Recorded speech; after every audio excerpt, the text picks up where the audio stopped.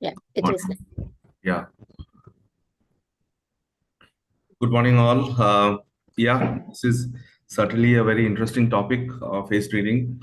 There are different ways in which face reading has been perceived across generations, across timelines, and face reading is not completely something that you can uh, learn by reading a book or just imbibe it in a few hours.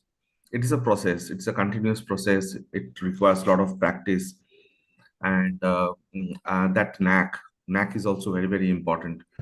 So before I enter into actual face reading, I must also say that yes, there are certain principles, there are certain ways of analyzing at least the initial part of reading. Even if you are not able to go into depth, it is possible. My journey of face reading has been quite interesting. It started when I was in college, and I used to travel in local trains, and when I used to stand or get a seat in the train, I used to just keep observing faces, and I used to just keep analyzing myself. And I had a friend of mine who used to be like very intelligent, and he also liked doing that. In fact, he inspired me, and he used to ask me, just look at that person, what do you feel? Look at this girl, how do you feel? And we used to just randomly used to talk about it, but those days it was just fun. But today when I look back, I feel that actually created the groundwork. That was the groundwork for me, because that inquisitiveness, that kind of looking into the unknown is very important, because that is how you develop your intuition.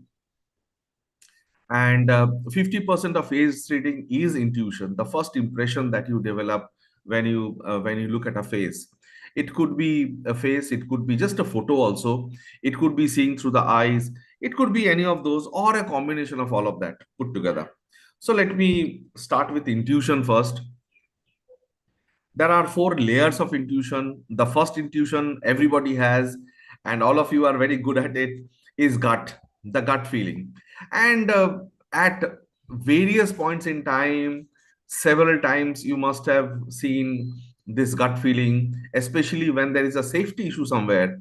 You must have told yourself, or you must have told some friend that, look, I had a gut feeling that this was not right, but even then you did not listen to me, or even then I did it. So these are there with everybody, and we all have gut feeling, the instinct within that helps us to survive.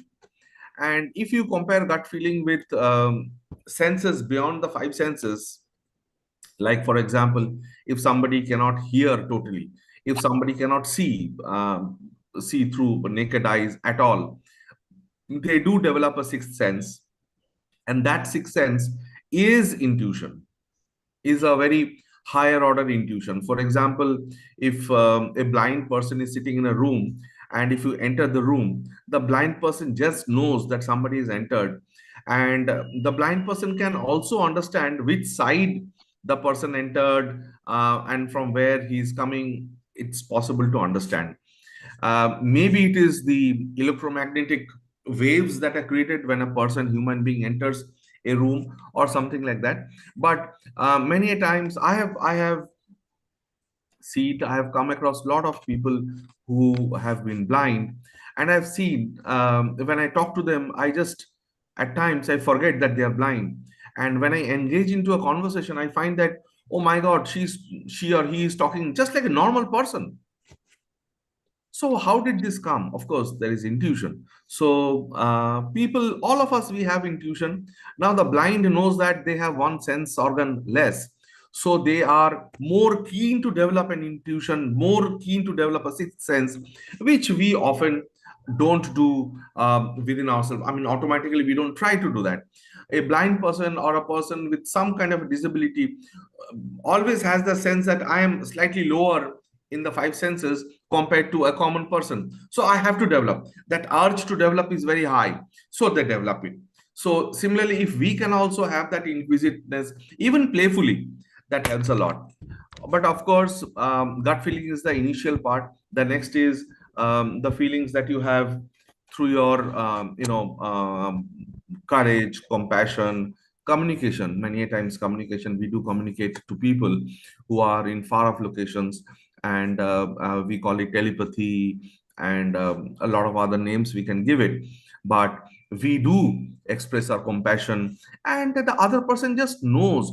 For example, if you're talking to a person and you are feeling very irritated talking to the person, believe me, the other person just knows. If the person has an intuitive ability, the other person just knows that you are irritated, you just don't like to talk to that person. And it's very common, but then the person should be sensitive enough to understand that you don't like. So when you talk to people, it is very important that you shower your love, you shower your compassion, empathy when you talk to people. So that is the second part. Third is visionary, as we have already spoken several times, how powerful is imagination and visualization. So that also helps in spiritual vision, ESP, development of the third eye, and so on. And universal wisdom is beyond the human aura. It is beyond the crown chakra, the higher order chakras, and higher order consciousness. So these are again all based on practice. The more you practice, the more you go downward from gut to heart based, from heart based to visionary, from visionary to universal wisdom. Okay. This is a very interesting slide. It is on intelligence. Now, primarily when I used to go to college in local train. The main discussion that used to happen with my friend was on intelligence. And we used to observe faces, and we used to try to understand, uh, how does this person look like? Is he a buddhu or intelligent? That was the conversation that started with. Later, a lot of other things added to it, but that is how it started. Now, as far as intelligence is concerned, you know what? Fundamentally speaking, face reading may not help you to understand the level of intelligence. Okay, so this is something you have to know. That is why I'm having this slide. Now, intelligence is like, I've taken very abstract examples to help you understand how intelligence works.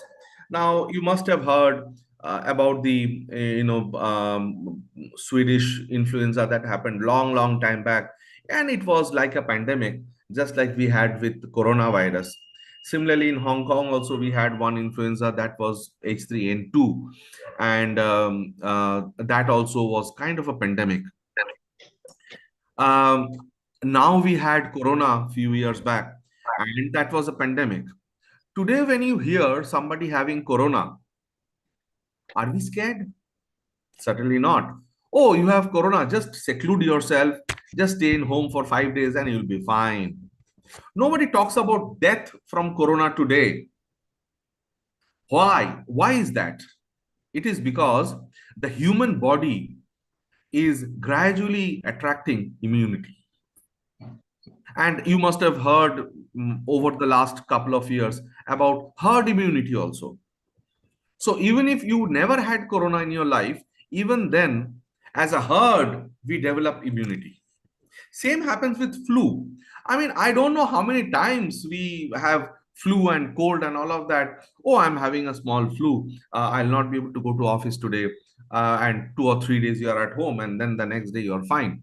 That was not the case in 1918 when the Spanish influenza, the pandemic happened.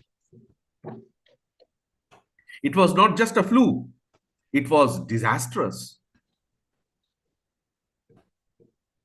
So this is human immunity system, how it develops. In the language of AI, it is it learns on its own. The body learns on its own and develops itself. Same is the case with intelligence. Societies which have gone through war, societies that have gone through hardships, societies which have come out of hardships victorious, are generally speaking more intelligent than others. Now, I'm talking about this not because I'm a Bengali, but in general, I'm saying if you talk about Bengal, throughout the history, there have been so many invaders coming, and it has been exposed to the rulers for centuries. And then, even then, if you look at freedom fighting, Bengal has been a pioneer in freedom fighting. And it doesn't stop there. After that, also, there were a lot of other movements. There was Naxalite movement. There were so many other things that happened. And today you see what is happening in West Bengal, in Calcutta, because of the rape and the murder of that lady doctor. I don't know whether you have seen or read the reports. If you're in Calcutta, maybe you're exposed to it. But if you're not, if you are there, you will understand. Literally the whole of Calcutta was on the roads. Old people who have not come out of their house for maybe 3 or 5 years were on the streets with a candle. 2 years, 3 years kids were also on the roads. So that is how the community reacts. Okay, and then if you talk about intelligence, a simple measuring rod of intelligence can be, say, Nobel Prize. The maximum number of Nobel Prizes won from this country are from Bengal, right from C.V. Raman to so many of them are Bengalis. That is because the brain has gone through several rounds of revolution. Not my brain per se. It is the community that has gone through that.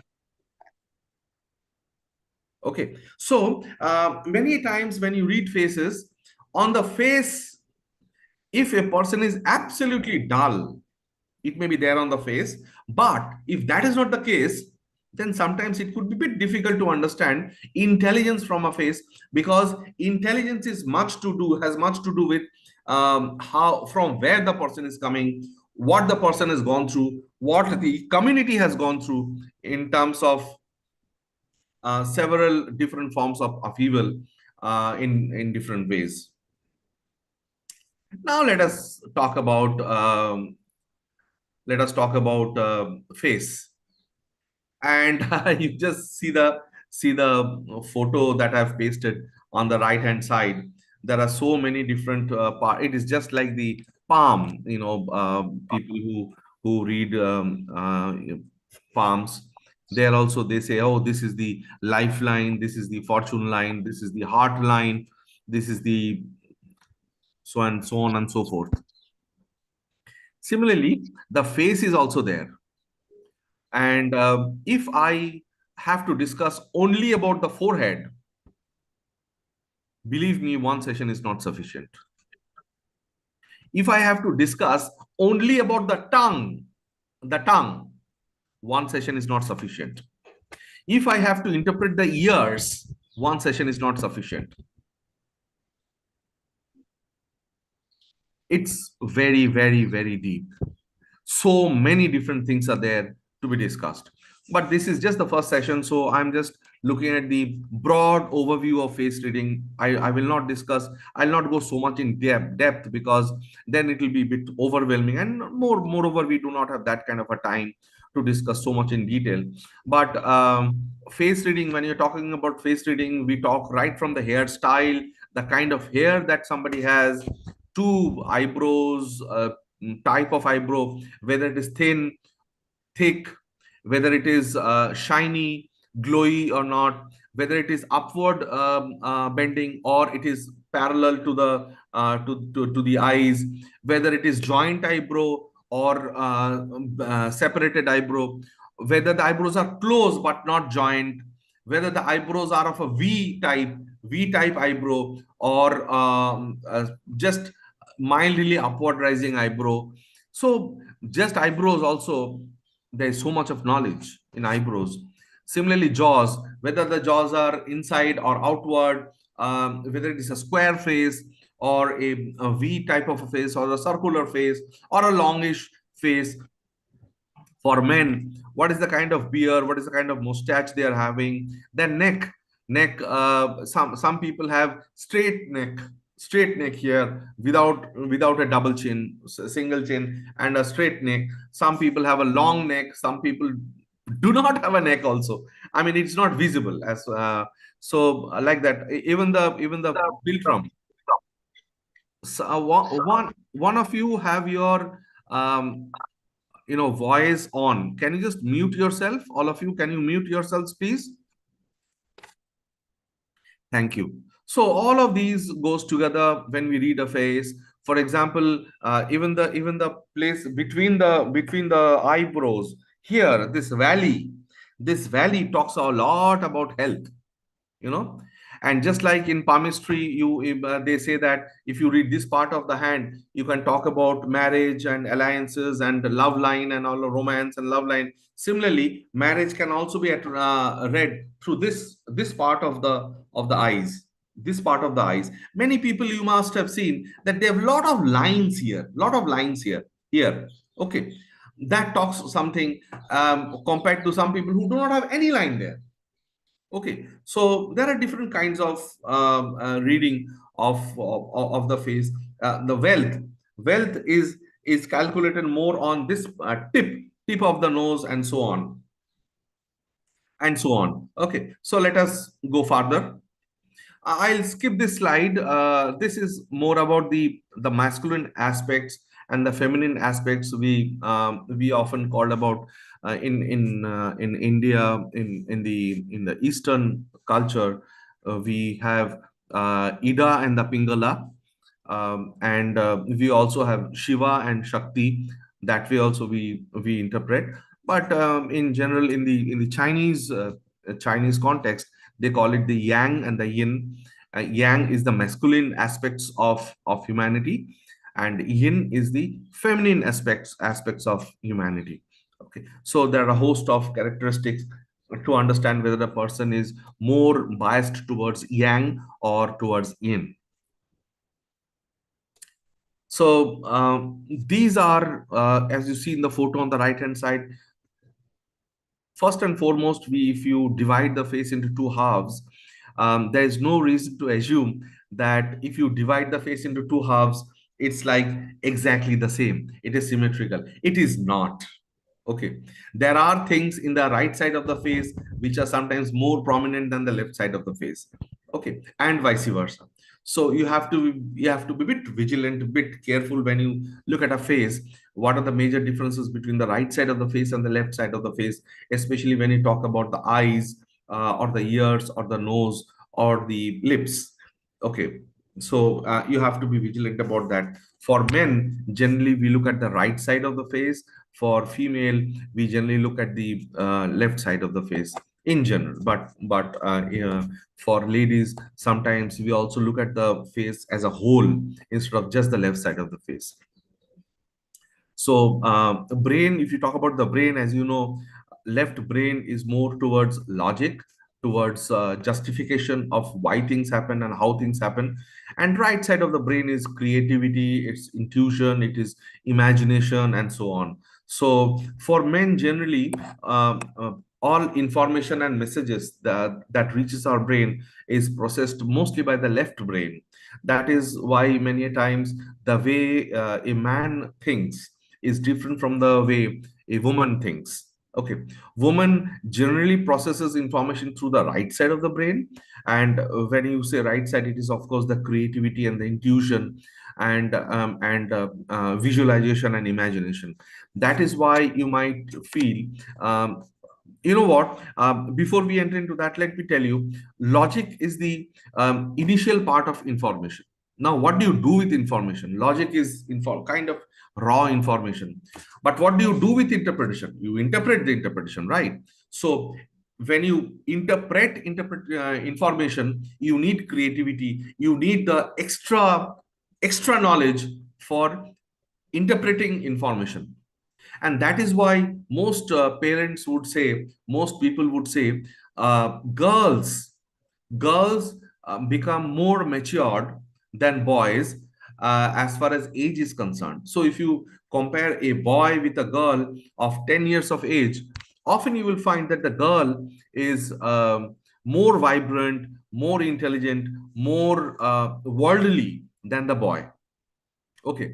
Now, if we allow brains to develop without any kind of a bias, like for example, generally we see that girls take care of household, and boys generally are they grow up and they try to take jobs and become the basic bread earner of the family.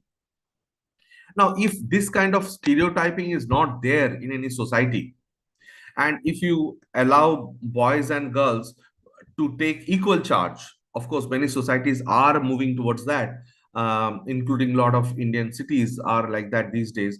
But if you allow that to happen, then you will find girls will bypass, will I hate to use the word, but defeat boys to a large extent. That is because most of the time, though we say that woman processes information through the right brain, but for a woman, the right brain and the left brain, there's a wonderful balance between the right brain and the left brain for women. Okay, which is not so much for men. That is why women can have a holistic picture of things much better than men at times. Okay, but again, as I told, intelligence develops. There are various factors that help us to understand how intelligence develops. Okay, so again, there is also the yin side, which is material side of. That is why often you will find girls or women, their attraction towards materialism is higher than men. That I need this, I need that, I need to make sure that others have a good impression about me. All that is sometimes more pronounced in women compared to men. Okay, men often they don't care about all those things, but women do care about their looks. What do people feel about them? What do people talk about their children, their house, their car, their dress, and so on, their looks, and so on. But men generally are really not so much bothered about it. Okay, so that is also the material side and the spiritual side. But if you talk about the spiritual side has a very strong inclination towards the right brain, because it is intuition, creativity, imagination, and so on. That is why nowadays the spiritual side is more visible also in ladies as far as men. So it's very difficult to say whether it is men or women as far as spirituality is concerned. But there are few things which can be said, but there are few things that cannot be. But overall, I would say that you cannot stamp anybody that, oh, this person is this way, this person, unless you study well. This is a very interesting slide because we all just Ganesha, Ganpati Utsav just ended, Puja just ended, and many times you must be seeing the Ganesh, the trunk of Ganesha, and many of you may not have paid any heed to it, but there's a right side trunk of the Ganesha, and there's a left side tilt of the trunk of Ganesha. Does anybody know what is the significance of the left side and the right side?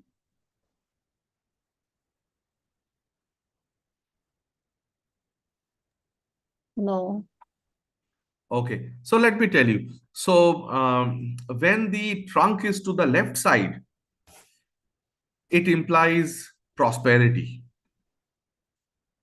Okay, so that is why whenever you start a new business, whenever you start a new venture, you do Ganesha Vandana, or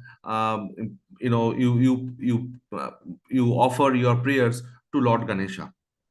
Okay, and that Ganesha is for starting a new venture, starting a new business, which would eventually lead to wealth and prosperity. So that is the left trunk Ganesha.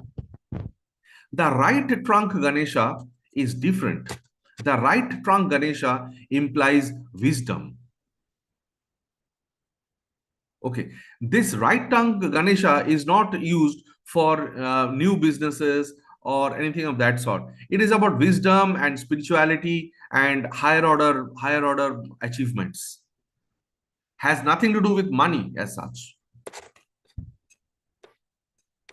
So this is also kind of the yin and the yang, but I just thought this is also a nice thing that you should understand when you interpret faces, that which side it is tilted. Sometimes people have their head tilted to the left or to the right and so on. So that also gives you some impression whether many people you will find that they have their head tilted to a bit.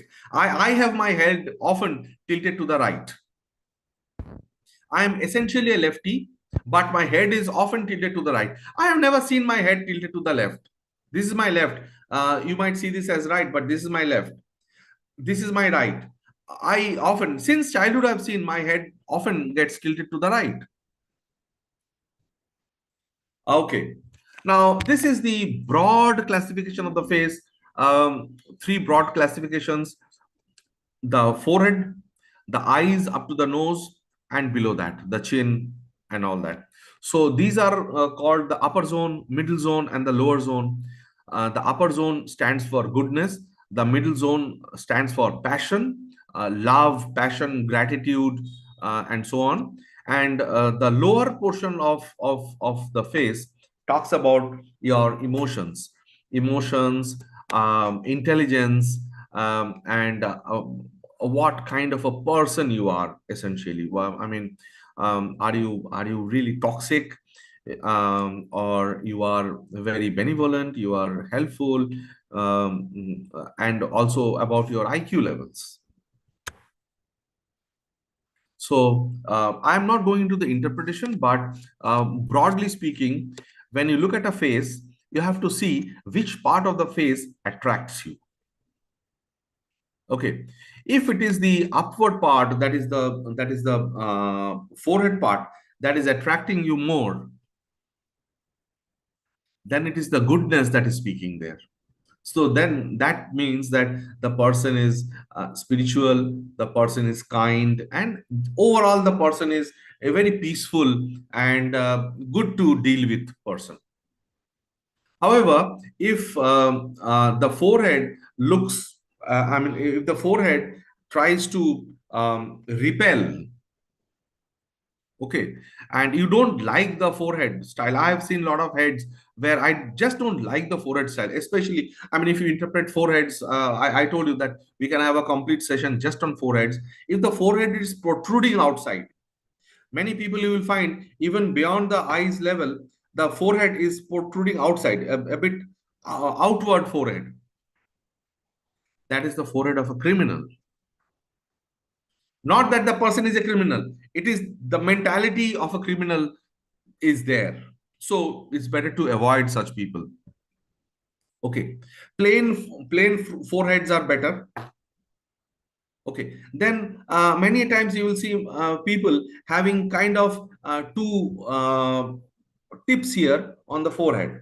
Not everybody has. I have that, two tips on the forehead. Okay, these are clear tips, you know. And I was never aware why my forehead is. I never liked it also, but it carries a significance. Okay, and not everybody has this kind of tips on the forehead here. Then the hairstyle. If you pull the hair, do you have a tip here of the hair? Many people don't. They may have plain total, not after a bad, before having a bad. Okay, so these kind of things are very important. Then the eyes and the and up to the nose, this part. speaks a lot, especially the eyes. Many times when you look through the eyes of a person, you try to read your first impression, your first intuition. What do the eyes talk? That is why whenever I try to interpret a face, I look for, even if it is a photograph, I ask the person, can you share your front face with the eyes clear? Because eyes talk a lot. Even when we go for past life regressions, and in past lives, if we come across any person in front of us, we often say, look into the eyes. Look into the eyes, and you will be able to identify who the person is and whether the person has any kind of a relationship with you in this lifetime. And many of my patients I've seen, they have said, oh, I think this is so and so.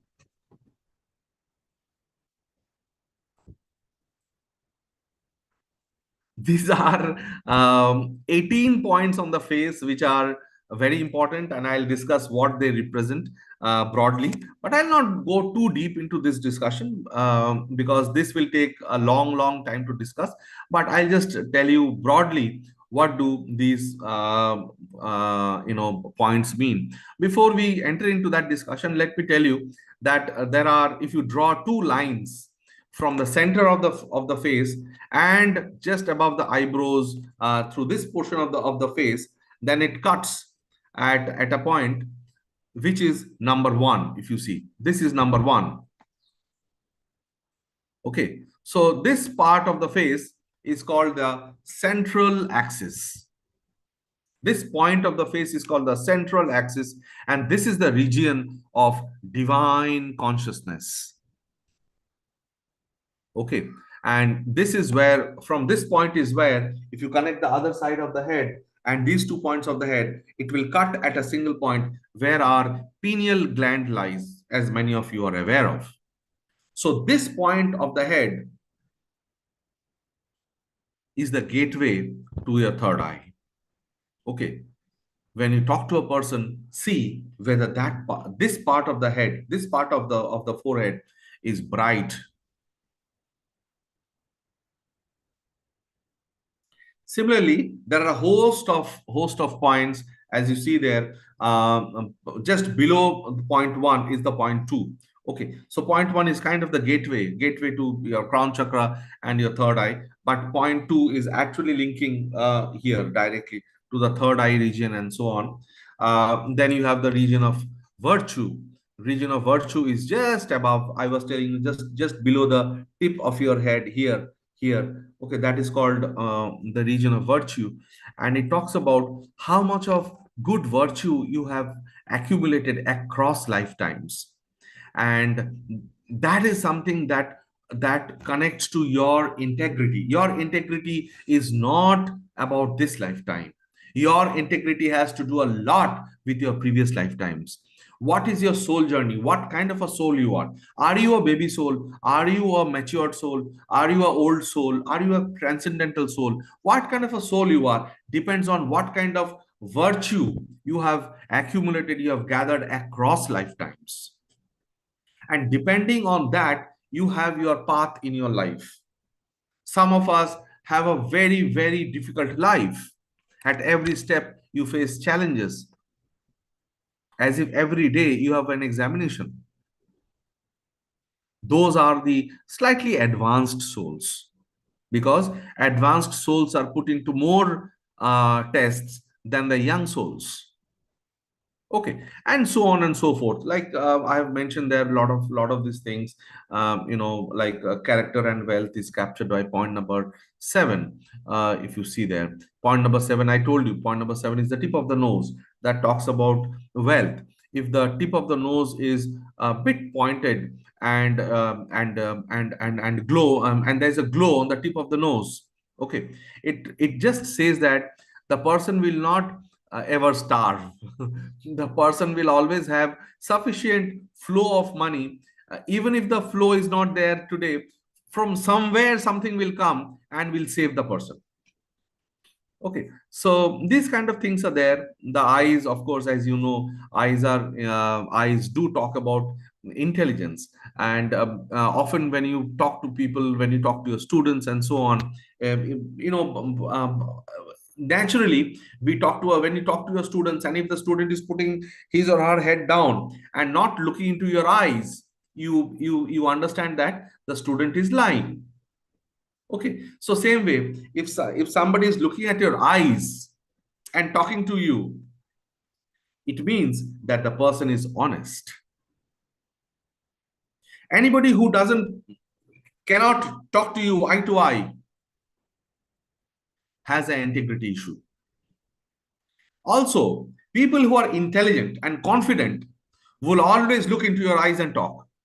People who are not confident, they will look here and there. Oh my God, okay, okay, okay, this way. They will not try to look into your eyes.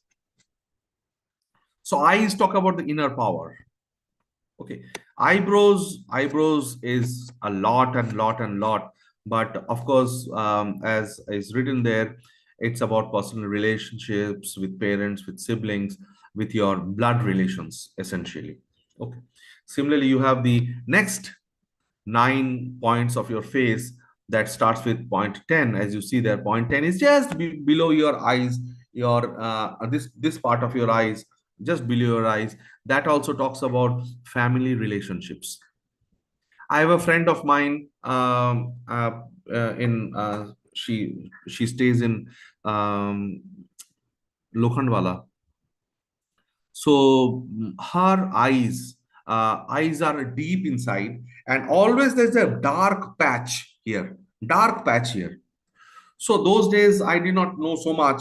So many times when I used to talk to her, I used to tell her that, you know what, you can apply cucumber, you can make slices of cucumber and place on your eyes to take care of this patch. Many times that helps and so on.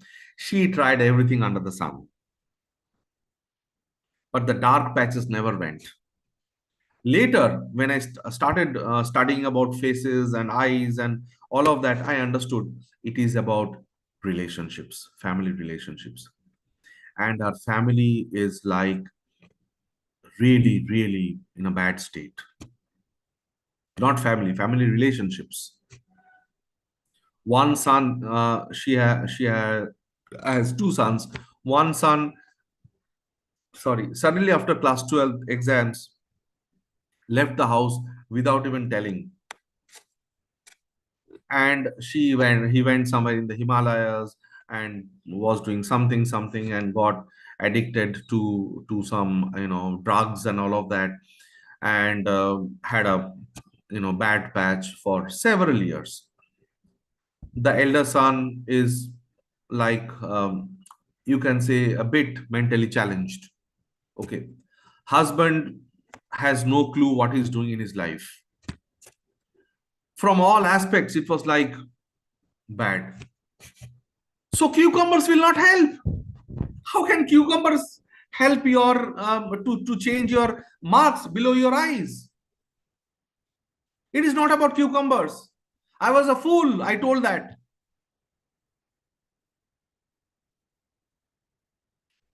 And people who feel that the lines and all that below the eyes will have, you have to apply this medicine and that ointment and all of that.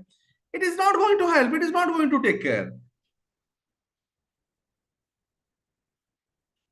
You have to heal the internal relationships, your whatever is there around you. That is more important.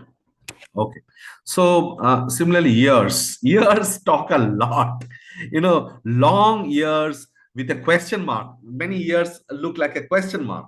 Okay, long years and years, those who that looks like a question mark, are symbols of wisdom, symbol of inquisitiveness. Okay. Again, you will find some ears which are like close to, they are more or less slightly protruding, and there are some ears which are like this, which are like this. They are like quite out, like elephants. different meaning. Short years implies short lifespan. Long years stand for wisdom and inquisitiveness to know the unknown, especially divine wisdom.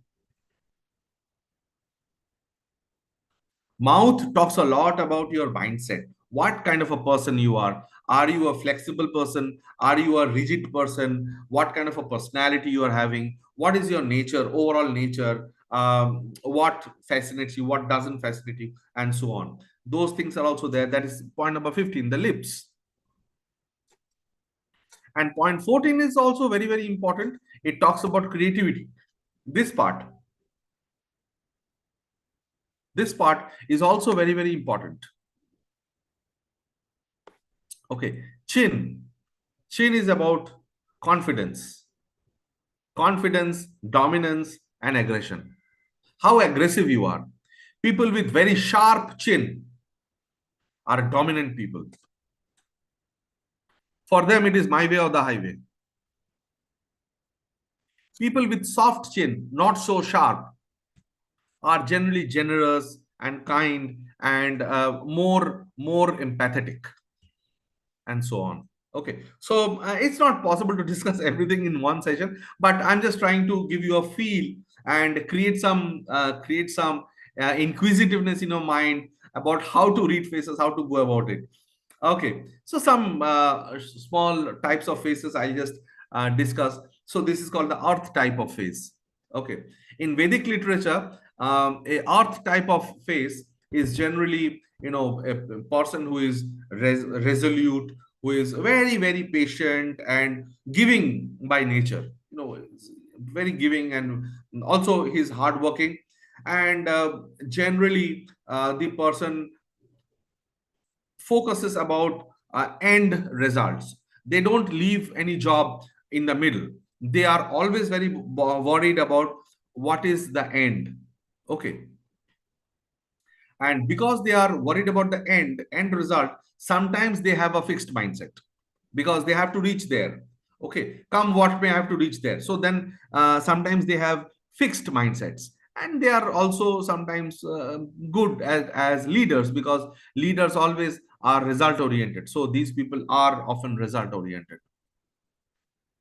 This is called a water type face, and these people are extremely generous and gentle all the time, and they are good in communication. They know how to pass on the message clearly, loud and clear. They are confident. They are good at counseling, and they are also foodie and humorous, and they have, they do go through a lot of emotional turmoil, because these people are generally slightly higher order souls. So they have to go through a lot of turmoils which others may not be going. This is called a fire type of a face. Fire type of face is generally the body is very well built and they are very energetic. They are like, we have to do it right now, very, very adventurous and so on. And because they are adventurous and very goal oriented and result oriented, enthusiastic, very, very motivating. So sometimes they may appear to be very ambitious and dominating also. They might be aggressive also, because the way they look at things can sometimes appear as aggressive. This is called the ear type, triangular face, as you see there, very sharp pointed chin here, as you see. They also might have silky hair and so on. They work mostly at the mental plane, not at the ground level, not at the ground plane, at a slightly higher level. They work. They are good at networking. They listen a lot. But you know overall they have a rational temperament also, and active. They are active, often very inquisitive and curious also, but they are good listeners. This is called a broad face. Broad face is also tolerant and broad-minded people. They are confident. They are often very confident. They also can be good leaders and so on. but they are often having a very high sense of judgment, which is very important for you to know.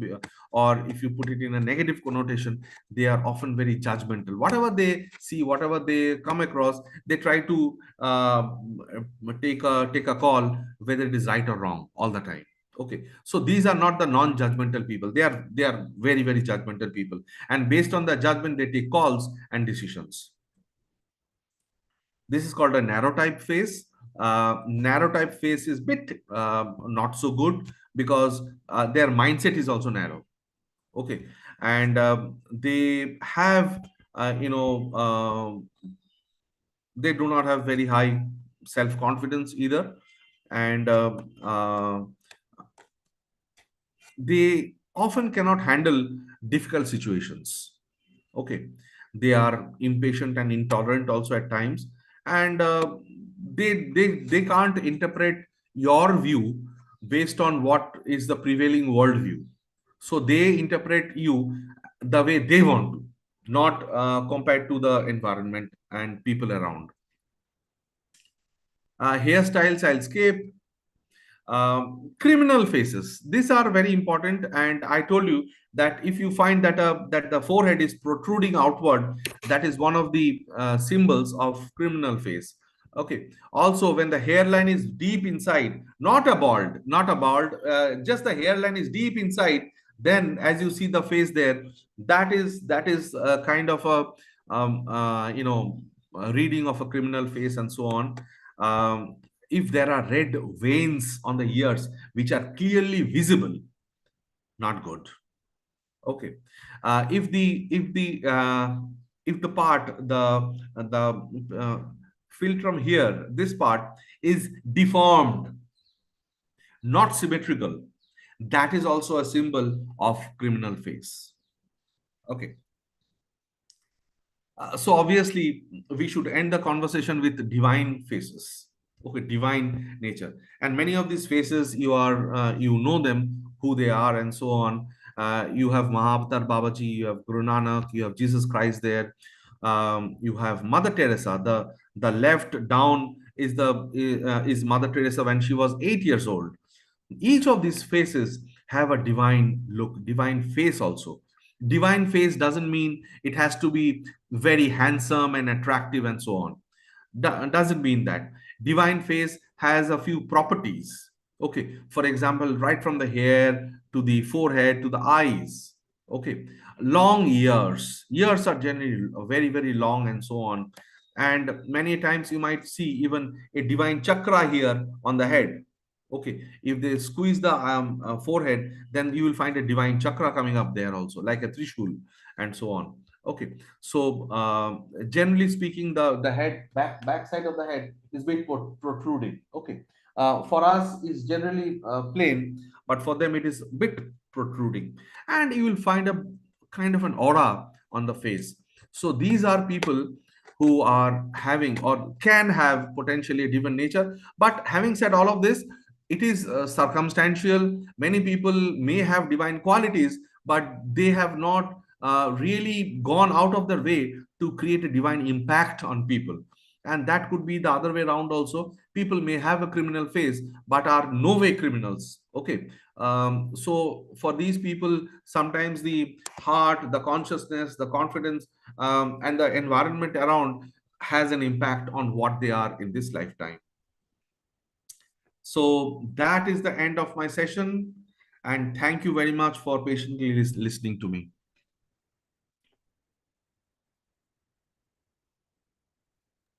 Thank you, Debashish ji. It was really very interesting. Does anyone have any questions? What an interesting session. Thank you so very much. Thank you. Thank you so much. Thank you. Thank you, Devji. Thank you. It Thank was you. really great. Thank you. A lot of knowledge from the face because I am just amazed what our facial points. Thank you so much, Devashish. Thank you. Thank you. Thank you. Thank you so much. Yes. Thank you. Thank you. Yes. Thank you. So I'll close the session. I'm already running out of time 5 minutes, 6 minutes beyond time. So thank you all for patiently listening to me. God bless you. Yeah. Thank Thank you. And are you going to Give us a have more recording. elaborate sessions later? Yeah, in my group, I'll have a session on chakras tonight. Tonight is Indian time tonight. Yeah, on this phase, are you going to have more elaborate sessions? I don't know whether that will be interesting unless you are really deep into it. For example, if I have a complete session on forehead, I don't know whether people will be interested because this is like that will be slightly deeper. And unless you are in that zone of mind to interpret faces and read faces, you may not like it.